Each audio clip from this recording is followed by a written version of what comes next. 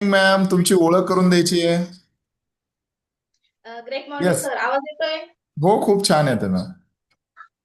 Sir, मी पल्लवी नरोडे चिंचवडवरून आहे आणि आता मला पुढच्या महिन्यामध्ये 1 वर्ष होईल ह्या कॉलवर येऊन जॉईन करून. आणि सर, माझा 27 kg चा रिझल्ट आहे. 4 महिन्यात मी 27 kg लॉस केलेला आहे. तब्बल 27 kg वेट लॉस केलेला आहे. Yes sir. वा. आणि सर, माझ्या मुलीचाही रिझल्ट आहे. वा. तिला बालदमा होता. मी तिला 4 ते 6 महिने झाले असतील. तिला मी न्यूट्रिशन देते, आपला डायनोशेक देतेय. तिला म्हणजे खूप चांगला रिझल्ट आलेला आहे. आणि आता गेल्या 2 महिन्यापासून बाहेर सगळे लहान मुलं वगैरे आजारी पडतायत. तिला म्हणजे तिला एकही दवाखान्यात न्यायची गरज नाही पडली. रेग्युलर तिला मी डायनोशेक देतेय.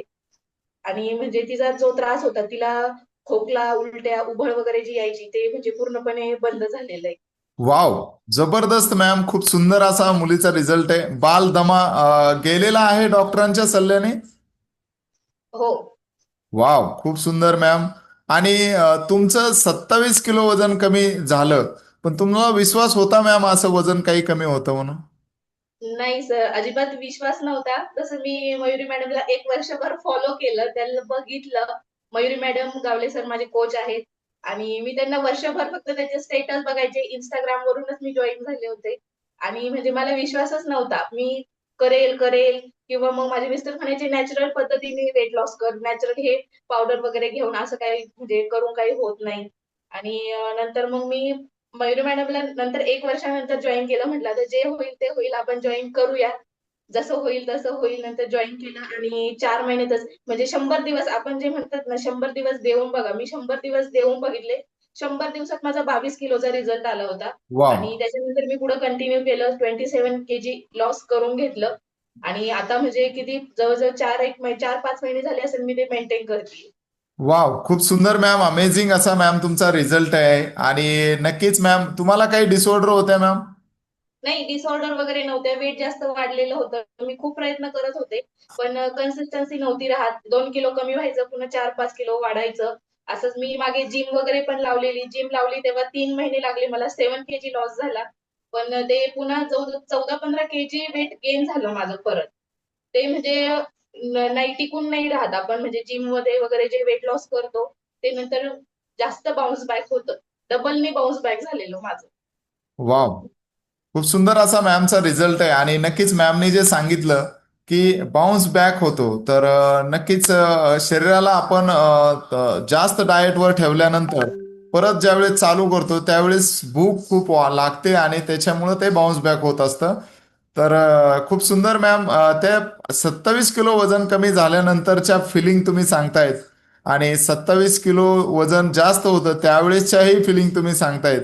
तर दोन्ही मधलं काय अंतर आहे की जे इतर सदस्यांना मोटिवेट करेल? नाही सर, म्हणजे माझं म्हणजे एवढ्या कमी वयामध्ये पहिली गोष्ट मी वेट लॉस तर बरेच दिवसापासून ट्राय करत होते.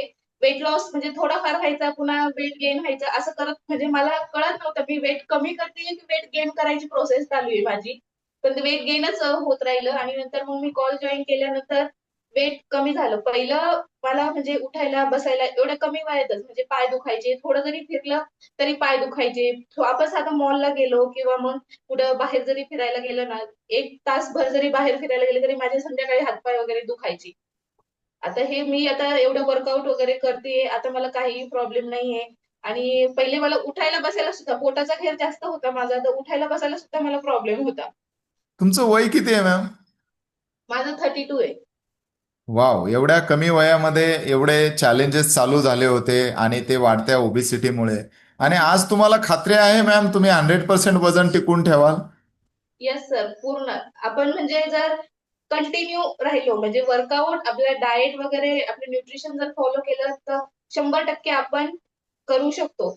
जे म्हणजे आपण सोडून गेलो किंवा आपण फक्त न्यूट्रिशन नाही सोडत, जर वर्कआउट सोडलं, डाएट वगैरे, पुन्हा बाहेरचं खायला लागलं, पहिलं पहिलं जे रुटीन होतं ते जर फॉलो करायला लागलं, तर पुन्हा आपलं वेट गेन होणारच आहे. वाव, खूप सुंदर असा मॅमनी मेसेज दिलेला आहे आणि सुंदर असा रिझल्ट त्यांना आलेला आहे. फॅमिलीमध्ये त्यांच्या मुलींना बालदमा सारखा आजार त्यांचा गेलेला आहे. तर थँक्यू सो मच.